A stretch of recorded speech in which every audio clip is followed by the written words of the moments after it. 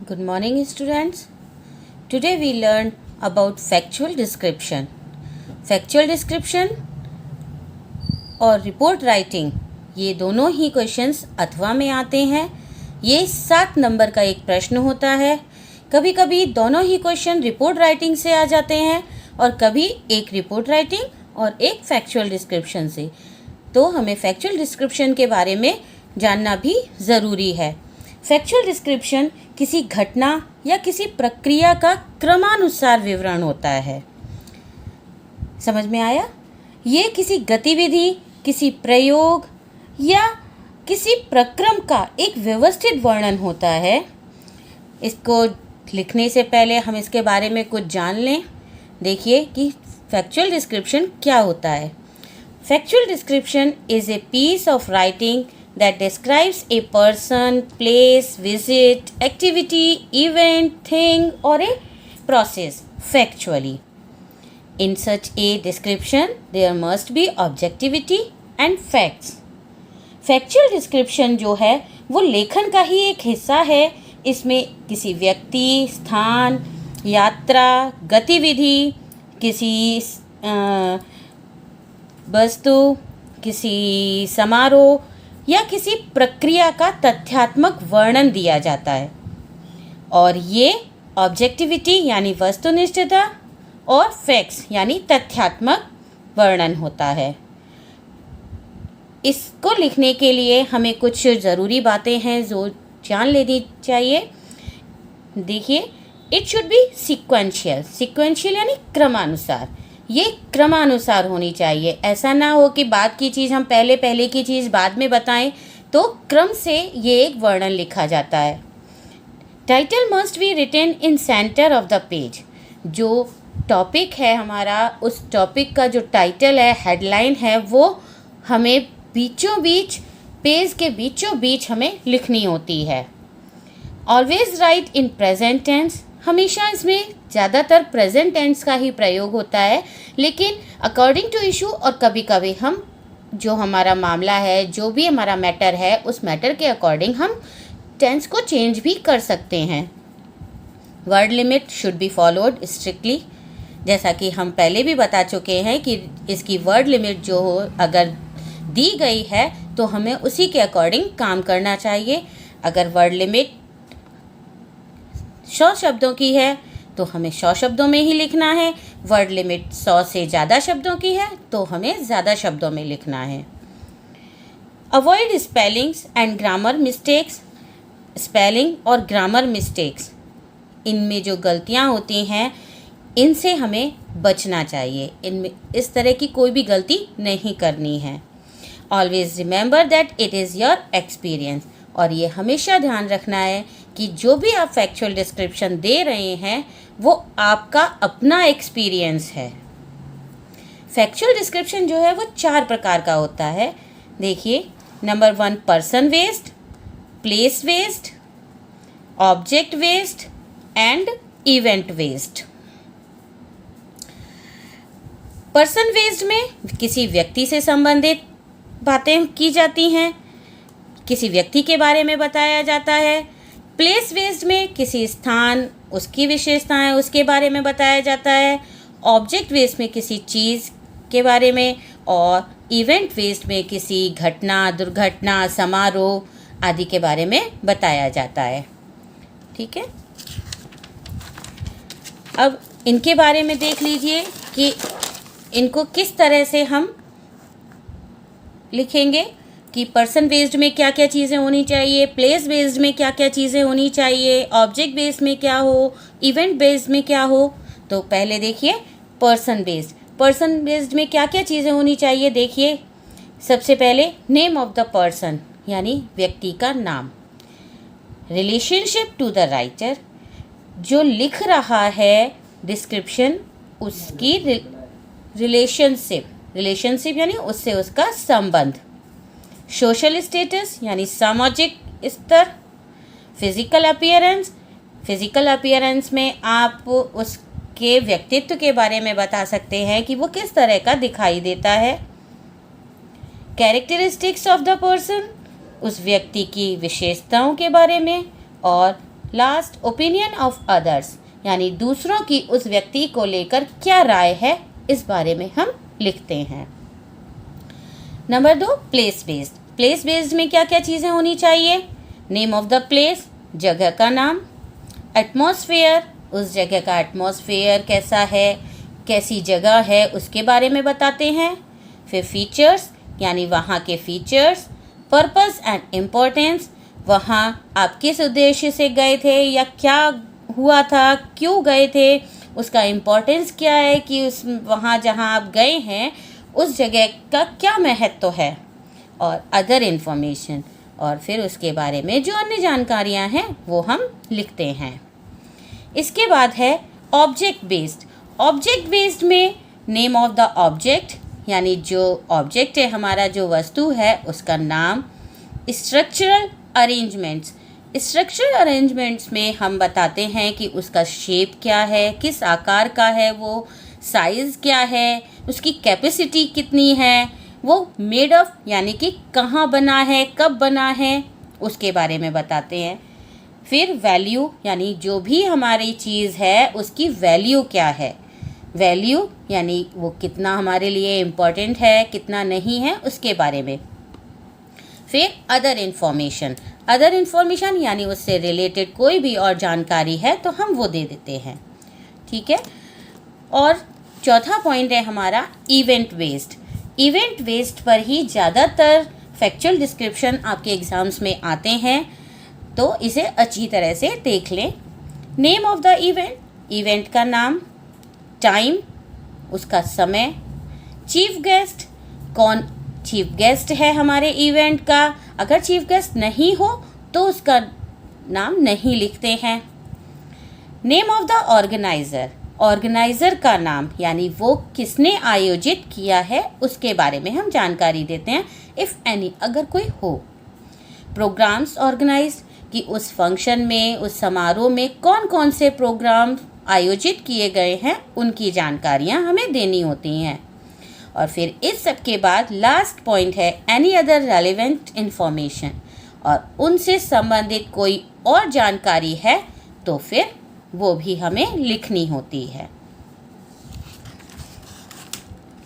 अब इसके बाद मैं आपको एक एग्ज़ाम्पल दे रही हूँ, आप एक एग्ज़ाम्पल देख लीजिए कि किस तरह से एक एग्ज़ाम्पल लिखा जाता है। देखिए, right a factual description of your school morning assembly in about 100 words, यानी आपके स्कूल की मॉर्निंग असेंबली पर 100 शब्दों में एक फैक्चुअल डिस्क्रिप्शन लिखिए। ठीक है। सबसे पहले हमने क्या लिखा, देखिए, स्कूल मॉर्निंग असेंबली, यानी कि हेडिंग, जो भी टॉपिक है वो टॉपिक कहाँ, बिल्कुल बीच में। देखिए हम शुरुआत कैसे कर रहे हैं और किस तरह से हमें उस जगह के बारे में, उस इवेंट के बारे में, उस सारी चीज़ों के बारे में हमें लिखना है, वो ध्यान रखिएगा। The morning assembly of our school is the most important feature of school curriculum, यानी मॉर्निंग असेंबली हमारे विद्यालय की सबसे महत्वपूर्ण फीचर है हमारे स्कूल के करिकुलम का। हमारे स्कूल में ये सबसे ज़्यादा इम्पॉर्टेंट है। It is the first part of school activities, ये स्कूल की एक्टिविटीज़ का सबसे पहला हिस्सा है, यह सबसे पहला भाग है। To develop innate talent to the students, जो कि विद्यार्थियों में उनके प्रतिभा को विकसित करने के लिए किया जाता है। The students learn the value of collective prayers, विद्यार्थी क्या सीखते हैं, value of collective prayers, collective यानी समूह प्रार्थना का महत्व सीखते हैं। The teachers instruct the students to sit in their class wise rows, और टीचर्स जो हैं वो उन्हें इंस्ट्रक्ट करते हैं कि वो क्लास वाइज अपनी पंक्तियाँ में कैसे बैठें। The students pray to God to take his blessings, विद्यार्थी भगवान से प्रार्थना करते हैं कि वो उन्हें आशीर्वाद दे।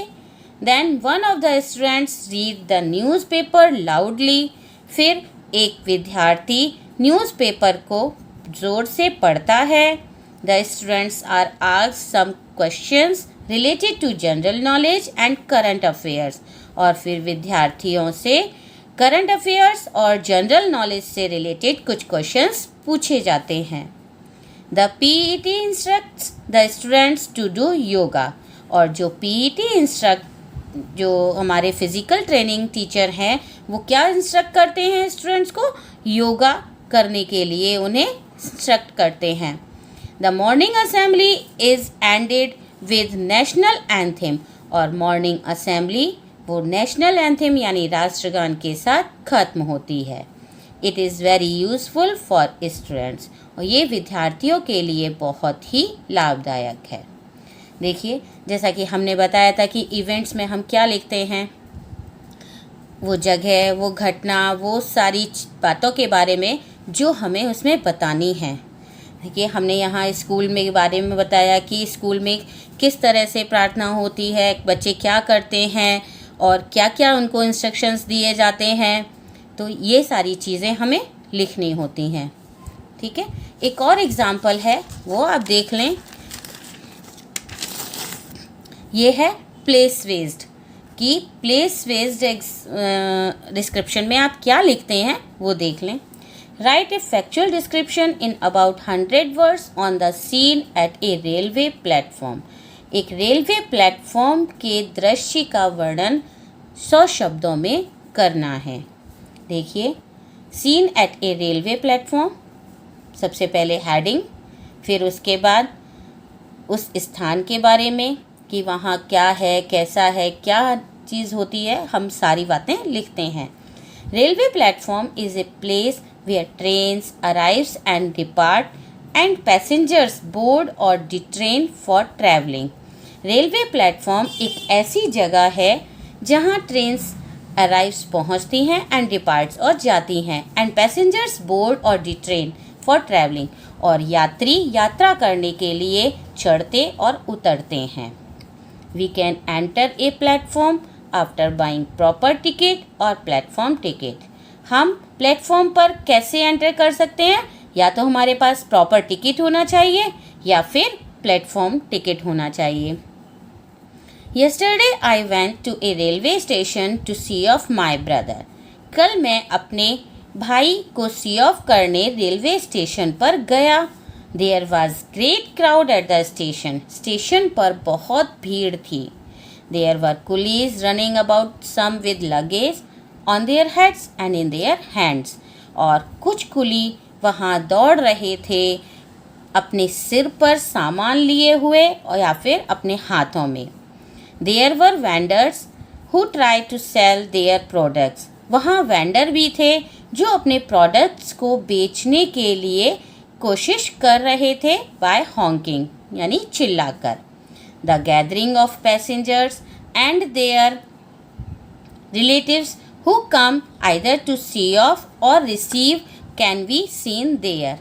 और जो पैसेंजर्स थे उनकी भीड़, उनके रिश्तेदार दिखाई दे रहे थे जो वहाँ उन्हें सी ऑफ करने या रिसीव करने आए थे।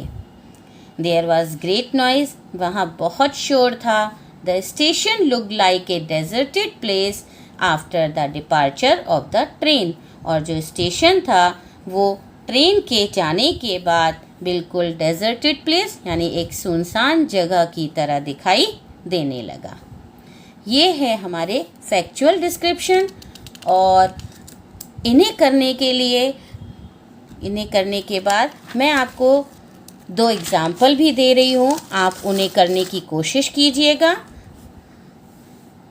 देखिए, last week you went to a historical place, write a factual description of the visit in about 100 words. यानी पिछले हफ्ते आप किसी हिस्टोरिकल प्लेस पर गए थे, उसके बारे में 100 शब्दों में एक फैक्चुअल डिस्क्रिप्शन आपको लिखना है। ये आप बड़े आराम से, अगर आपको फैक्चुअल डिस्क्रिप्शन समझ में आया होगा तो आप लिख सकते हैं, क्योंकि हमें हिस्टोरिकल प्लेस के बारे में बताना है तो हम उसके बारे में बताएंगे कि वो कहाँ है, कैसा है, वहाँ की क्या क्या विशेषताएं हैं, वहाँ का मौसम कैसा है और वो क्यों महत्वपूर्ण है। इन सभी बातों के बारे में हमें इसमें बताना है। और दूसरा क्वेश्चन है write a factual description on annual day organised in your school in about 100 words. यानी आपके स्कूल में ऑर्गेनाइज होने वाले एनुअल डे को आपको लिखना है। ठीक है, आपको ये क्वेश्चंस अगर आप लिखते हैं तो आपको एक बात पता चल जाएगा कि क्वेश्चन या फैक्चुअल डिस्क्रिप्शन का जो आंसर है वो आपको किस तरह से लिखना है। फैक्चुअल डिस्क्रिप्शन और रिपोर्ट राइटिंग में ज़्यादा अंतर नहीं होता है, बस सिर्फ इतना ही अंतर है कि रिपोर्ट में हम हेडिंग के नीचे बाय लाइन भी लिखते हैं और डिस्क्रिप्शन में, फैक्चुअल डिस्क्रिप्शन में हम बाय लाइन नहीं देते, जैसे कि रिपोर्टर का नाम और उसके बारे में। और फिर फैक्चुअल डिस्क्रिप्शन में हम सीधा एक पैराग्राफ लिखते हैं। ठीक है, धन्यवाद।